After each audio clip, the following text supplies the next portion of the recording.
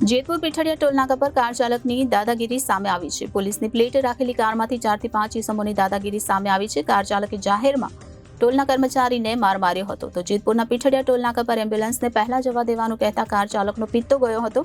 પીઠડિયા ટોલનાકા પર લેનમાં કાર ચાલક સહિત અંદર બેઠેલા 4 જેટલા ઇસમોએ કર્મચારીને માર માર્યો હતો. દાદાગીરી કર્યા બાદ 3 થી 4 ગાડી ત્યાંથી ફ્રીમાં કાઢવામાં આવી હતી અને દરેક ગાડીમાં પોલીસ પ્લેટ જોવા મળી હતી. તો આ સમગ્ર ઘટના સીસીટીવીમાં પણ કેદ થઈ છે. જેતપુરના પીઠડિયા ટોલ નાકા પર કાર ચાલકની દાદાગીરીનો કિસ્સો સામે આવ્યો છે. પોલીસની પ્લેટ રાખેલી કારમાંથી 4 થી 5 ઇસમોની દાદાગીરી સામે આવી છે. કાર ચાલકે જાહેરમાં ટોલના કર્મચારીને માર માર્યો હતો. તો જેતપુરના પીઠડિયા ટોલ નાકા પર એમ્બ્યુલન્સને પહેલા જવા દેવાનું કહેતા કાર ચાલકનો પિત્તો ગયો હતો. તો પીઠડિયા ટોલ નાકા પર લેનમાં કાર ચાલક સહિત અંદર બેઠેલા 4 જેટલા ઇસમોએ કર્મચારીને માર માર્યો હતો. દાદાગીરી કર્યા બાદ 3 થી 4 ગાડી ત્યાંથી ફ્રીમાં કાઢવામાં આવી અને દરેક ગાડીમાં પોલીસ પ્લેટ જોવા મળે છે. તો સમગ્ર ઘટના સીસીટીવી કેમેરામાં પણ કેદ થઈ છે. ટોલ કર્મચારીને ઢીકા પાટુનો માર મારવામાં આવ્યો હતો. હાલ યુવકને સારવાર અર્થે નજીકની વીરપુર હોસ્પિટલ ખાતે ખસેડવામાં આવ્યો છે. ટોલ ટેક્સના સંચાલકોએ પોલીસમાં લેખિત ફરિયાદ આપી હતી. તો જેતપુરના પીઠડિયા ટોલ નાકા પર કાર ચાલકને એમ્બ્યુલન્સને રસ્તો આપવાનું કહેતા જ કાર ચાલકનો પિત્તો ગયો હતો.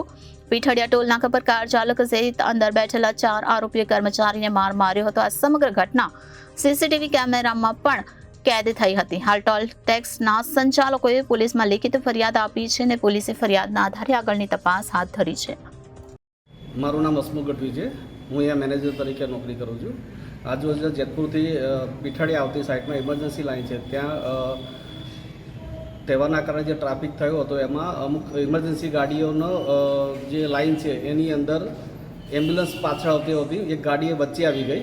છોકરાએ એને સાઈડમાં લેવાનું કહેતા એની અંદરથી અમુક શખ્સો ઉતરી ગયા હતા નીચે અને છોકરાને મારવા લાગ્યા હતા. છોકરાએ એને ઘણું સમજાવ્યું પણ એ 2 થી 3 જણા એમાંથી ગાડીમાંથી ઉતરી અને છોકરાને સાઈડમાં લઈ જાય અને કેમેરામાં દેખાય એ રીતે પણ એની સાથે માર મારેલ છે અમને. અમારા સ્ટાફે એને છોડાવવા જતાં જોયું તો અમારા સ્ટાફને ઘણું વાગેલ હોવાથી અત્યારે અમે અહીંયાને સિવિલ હોસ્પિટલમાં લઈને આવ્યા છીએ, વીરપુર સરકારી હોસ્પિટલમાં. અને આ બાબતે અમે પોલીસને પણ જાણ કરી છે અને પોલીસ હાલમાં અહીંયા હોસ્પિટલમાં આવી છે અને તપાસ કરી રહી છે. ઢીકા પાટું અને હાથ પકડીને લાતોથી એ રીતે 4-5 જણા એને પકડી રાખી અને પાછળને મારવા લાગેલા એને, જેમાંથી અમુક સ્ત્રીઓ પણ હતી અને ધારદાર હથિયાર જેવું પણ કંઈક એની પાસે દેખાતું હતું, જે પાછળ સંતાડીને ગાડીમાં મૂકતો કેમેરામાં જોવા મળે છે. એ બાબતે તમે શું કાર્યવાહી કરી?